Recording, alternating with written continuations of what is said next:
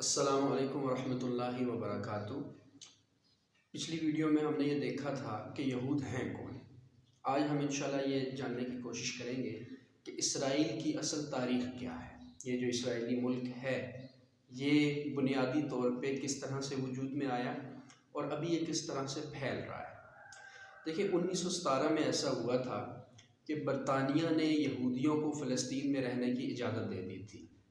पहली बात हमारे सामने ये रहनी चाहिए कि जब रोमन अम्पायर का एक तसल्लुत आया तो उन्होंने यहूदियों को फ़लस्तीन से निकाल दिया, और निकालने की असल वजह ये थी कि ये वो लोग हैं जिन्होंने हज़रत ईसा अलैहिस्सलाम को हमारे ज़रिए से अदालत में गुनाहगार ठहराया था। और वो सारा वाक़या हमें मालूम है हज़रत ईसा अलैहिस्सलाम के सलीब पे चढ़ने का। तो उसके बाद ये तितर बितर ही रहे, उसके बाद ये हुकूमत कायम कर ही नहीं सके कहीं पे भी। हुआ ये हज़रत उमर रज़ी अल्लाह ताला अन्हु जब फ़लस्तीन गए, वहाँ पे बैतुल मक़दस गए, तो ईसाइयों ने ख़ुद जो है वो चाबियाँ हज़रत उमर के हवाले की थी, लेकिन एक शर्त रखी थी, और वो शर्त ये थी कि आपने यहूदियों को कभी भी इस जगह पे आबाद नहीं होने देना। और हज़रत उमर रज़ी अल्लाह ताला अन्हु से लेकर खिलाफत उस्मानिया तक ये सारा का सारा इस अहद की पासदारी होती रही, और यहूदियों को कभी भी वहाँ पे आबाद होने की इजाज़त नहीं थी। असल में इनकी एक किताब है तालमूद, और उस तालमूद के अंदर भी यही बात लिखी है कि यहूदी कभी भी किसी जगह पे कोई भी आबादकारी नहीं कर सकता। ये उनकी फ़िक़ह की किताब है और ये उसकी तर्जुमानी है। लेकिन बरतानिया ने क्या किया, बरतानिया 1917 का एक लिहाज से कह लें कि अहम मुल्क था, इमामत जो है वो बरतानिया के पास थी, तो उसने यहूदियों को इजाज़त दे दी कि तुम फ़लस्तीन में आके रह सकते हो। और फिर हुआ ये कि आजकल के दौर का जो डॉन है अमेरिका, उसने क्या किया कि अक़वाम मुत्तहिदा में वीटो पावर के ज़रिए से, धौंस और धमकी के ज़रिए से, और ये महज मेरे अल्फाज नहीं है बल्कि अमेरिका ख़ुद कहता है कि हमने अपनी धमकी के बलबूते पर, एक धौंस के बलबूते पर जो है वो इसराइल को मंजूर करवाया है। अब बाकायदा तौर पे स्टेट ऑफ इसराइल इसको लिखा जाता है।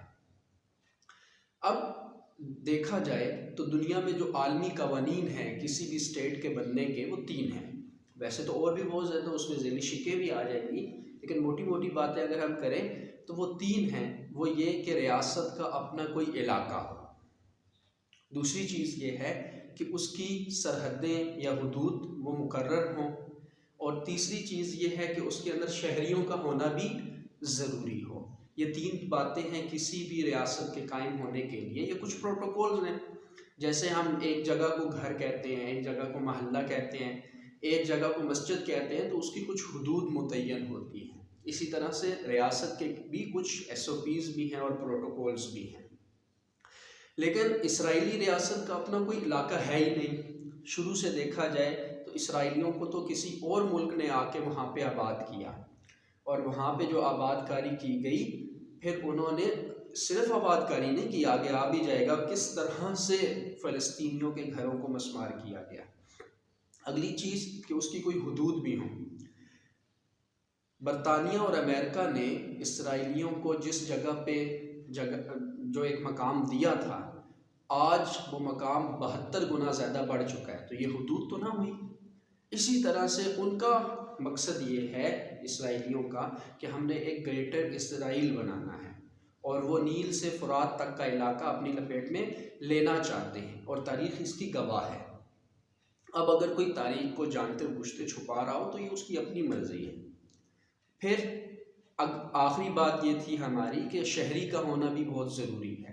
लेकिन इसराइली ये कहते हैं कि इस दुनिया में जहाँ कहीं भी यहूदी आबाद हैं वो इसराइल मुल्क के बाशिंदे हैं, वो इसराइली ही हैं। तो ये कहाँ का इंसाफ है, कहाँ की बात है।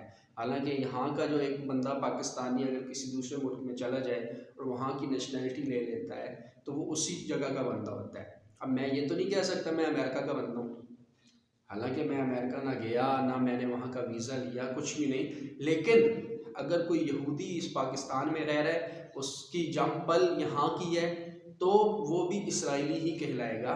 तो ये तीनों की तीनों बुनियादें भी उनकी बेसलेस हैं, यानी वो धौंस और धमकी की बुनियाद के अलावा और कुछ भी नहीं है, ताकत के अलावा और कुछ भी नहीं है उनके पास कि वो डिक्लेयर करवा सकें कि हम बाकायदा तौर पे एक रियासत हैं। अब हुआ ये 1917 की बात हुई। अब 1950 के अंदर इन्होंने क्या किया, इतने कलील अरसे के अंदर उन्होंने 30,000 फ़लस्तीनी घरों को मस्मार कर दिया और उनके ऊपर अपनी एक जगह बनाई, अपनी रियासत बनाई और अपने कब्ज़े को बढ़ाते चले गए। फिर शतीला और साबिरा के जो कैंप्स हैं उनका तो वाक़या बड़ा मशहूर है। 1980 के शुरू में ये मामला हुआ था कि एक एक रात में 2,500 बच्चों को, बूढ़ों को और औरतों को शहीद किया गया। आप ख़ुद अंदाज़ा लगाएं कि आलमी कवानीन के अंदर जो जंगी कवानीन बनाए जाते हैं उनमें भी ये बात शामिल नहीं है कि आप बच्चों को मारें, औरतों को मारें और बूढ़ों को मारें। और आजकल क्या हो रहा है, अस्पतालों पे भी हमला किया जा रहा है। ये तो एक बुज़दिलना बात है। और दूसरी चीज़ ये है कि आलमी कवानीन के भी खिलाफ वर्जी है, लेकिन वो कानों में रुई देकर और घोड़े बेचकर ह्यूमन राइट्स के जो लोग हैं, बंदे हैं, वो सोए हुए हैं। असल में बात भी उनकी ठीक है, ह्यूमन राइट्स तो उनके होते हैं जो इंसान हो, वो तो हमें इंसान समझते ही नहीं है, इसलिए तो वो उठ भी नहीं रहे। वो कहता है ये तो जानवर मर रहे हैं, मरते हैं मरते रहे, हमने तो इंसानों के लिए एक तंजीम बनाई थी। और बात उनकी बिल्कुल ठीक है। फिर इसी तरह से एक और चीज़ जो चौंका देने वाली है कि हर इसराइली बशिंदे के लिए आर्मी की ट्रेनिंग ज़रूरी है और उनका एक मकसद भी है। महज ये नहीं कि बस ठीक है सेहत बनती रहेगी, फिटनेस बनती रहेगी, वेट गेन नहीं होगा, ना ना ना, उनका मकसद है। और वो मकसद क्या है, और वो मकसद अपने बच्चों को भी याद कराते हैं। माजरत के साथ मुसलमानों का हाल ये है कि हम अपने बच्चों को अपने इस्लाम का सबक तो देने से कासिर रहे, लेकिन इसराइलियों की बात और यहूदियों की बात यह है कि वो अपनी आने वाली नस्ल को भी ये बात बताते हैं कि ये काम अगर हम कर रहे हैं तो क्यों कर रहे हैं। और उनका मकसद ये है कि हमने ग्रेटर इज़राइल को हासिल करना है, थर्ड टेंपल बनाना है, मस्जिद अक्सा को शहीद करना है। और वो अपने इस मकसद के लिए आगे बढ़ते चले जा रहे हैं और ऐसा होना है। लेकिन हमने ये देखना है कि हम किस जगह पे खड़े हैं।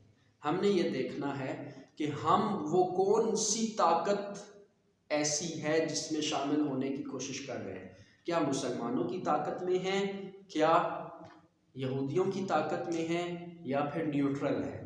अगर हम न्यूट्रल हैं तो माजरत के साथ न्यूट्रल हमेशा जहन्नम के आखिरी तय में ही होगा, यानी मुनाफिक। और मुनाफिक आदमी की तो दुनिया में भी कोई हैसियत नहीं रहती, चाहे जाए कि आखिरत में हो। तो हमें चाहिए, हमें कोशिश करनी चाहिए कि ये महज धमकी, महज जालिमाना और महज धौंस की बुनियाद पे जो मुल्क बना है उसकी असलियत को पहचानें। ये एक मुख्तसर सी तारीख़ आपके सामने रख दी इस इसराइल की। अब बाकी फ़ैसला आप लोगों ने करना है, ये सही है या गलत है, क्योंकि इसके मुतालिक बहुत ज़्यादा बातें कही जा रही हैं। बाज़ लोग इसराइल को मज़लूम कहते हुए उसकी मदद कर रहे हैं। अब ये भी देखना चाहिए कि क्या ये कौम मज़लूम है भी या नहीं है। एक बात हमेशा याद रखिएगा, कुरान और हदीस यहूदियों को कभी भी मज़लूम नहीं कहता। कुरान ने जब भी यहूदियों का जिक्र किया, ज़ालिम होने की हैसियत से किया। हदीस मुबारका में जितनी भी रवायात हमें यहूदियों के हवाले से मिलती हैं वो हमेशा जुल्म ही करते हुए पाए गए हैं। तो लिहाजा कुरान और हदीस की रूह से देखें। हमें नहीं पता तारीख़ क्या है, हमें नहीं पता ये सियासत क्या होती है, हमें नहीं पता कि ये जोग्राफ़ी, हुदूद और ये सारी चीज़ें क्या हैं। मेरे अल्लाह ने फरमा दिया, मेरे रसूल ने फरमा दिया कि ये ऐसे हैं तो ऐसे ही हैं। और अल्लाह सुब्हानहू व तआला ने तो सूरह बकरा के अंदर फरमाया कि वलन तरज़ा अन्कल यहूद वलन नसारा हत्ता तत्तबिअ मिल्लतहुम, कि आपसे यहूद व नसारा कभी भी राज़ी नहीं होंगे जब तक आप उनकी बात ना मान लें, जब तक आप उनकी टर्म्स एंड कंडीशंस पे अमल ना कर लें, तब तक यहूदी आपसे राज़ी होने वाले नहीं हैं। ये हमारी भूल है कि हम मुसलमान होने की हैसियत से यहूद व नसारा के साथ कोई एक नशिस्त कर लें और कह दें कि ठीक है अब लड़ाई झगड़ा नहीं होगा, बल्कि अल्लाह सुब्हानहू व तआला ने तो फरमा दिया कि ये आपसे राज़ी नहीं होने वाले। हाँ, ये जंग एक सूरत में रुक सकती है, नाउज़ु बिल्लाह, कि हम भी ईसाईयत कबूल कर लें।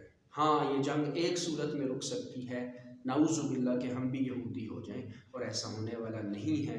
ये जंग जारी रहेगी और तब तक जारी रहेगी जब तक ये ज़ालिमाना निज़ाम रहेगा, और तब तक जारी रहेगी जब तक ये जुल्म बढ़ता रहेगा। और अल्लाह सुब्हानहू व तआला ने जुल्म को ख़त्म करने के लिए उम्मत मुसलमा को इस दुनिया में भेजा है। हुज़ूर सल्लल्लाहु अलैहि वसल्लम की बेइज्जत का मकसद ही यही है कि ज़ालिमाना निज़ाम को ख़त्म कर दिया जाए। अल्लाह ताला से दुआ है अल्लाह ताला सही मानों में हमें हमारी तारीख़, हमारी असलियत, हमारा मकाम और हमारी पहचान हमें बावर करवा दे। इंशाअल्लाह अगली वीडियोज़ में हम देखेंगे कि फ़लस्तीन की तारीख़ क्या है और हमारे करने के काम क्या हैं।